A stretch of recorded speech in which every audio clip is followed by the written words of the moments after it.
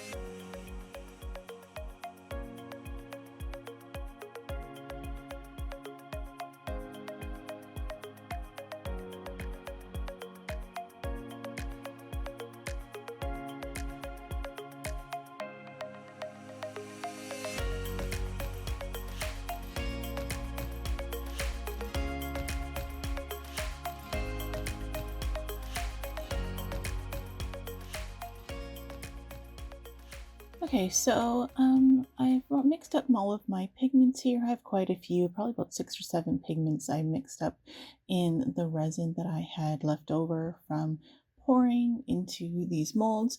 And all the resin has been sitting for about 15 minutes, maybe not even quite that long. But yeah, so I've mixed up various colors of the pigment just because I want to experiment with a few different styles. So for the first style, we're going to be doing the typical kind of flower flower design that I've done on a lot of my coasters. So we'll try that on a few. We'll try some swirls on some, and just what other random kind of designs I decide I want to just kind of test out here. And like I said, we have multiple different colors for color combinations, so it should be kind of fun to see how some of these turn out. So I'm going to, again, go into another time lapse. You guys can watch all the different designs, and then once they're done, we'll leave them overnight to cure, and then we'll unmold in the morning.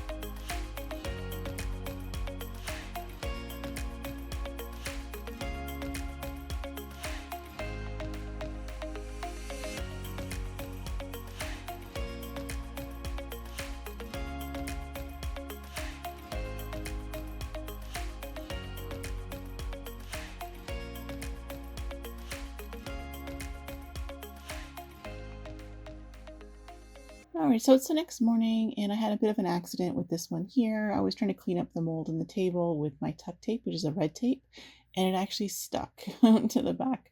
So I'll have to see if I can clean that up later. But I really like how that one turned out.